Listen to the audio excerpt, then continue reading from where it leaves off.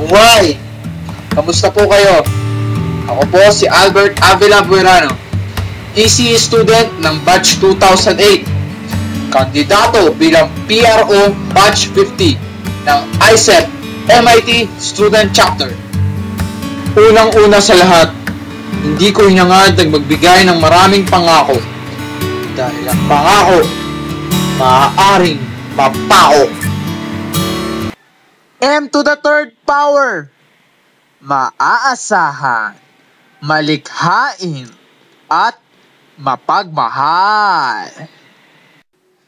Maaasahan.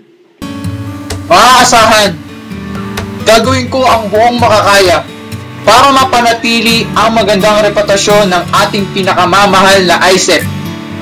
Sisiguraduhin kong magiging updated ang bawat alumni, members, at applicants sa mga gaganaping activities o events.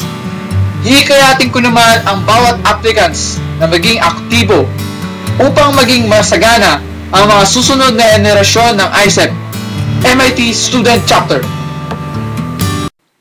Malikhain.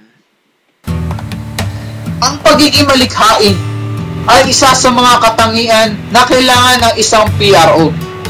Malaking tulong ito para makapaghakot ng bagong members at maengganyo ang bawat ECE students na sumali sa ating organisasyon.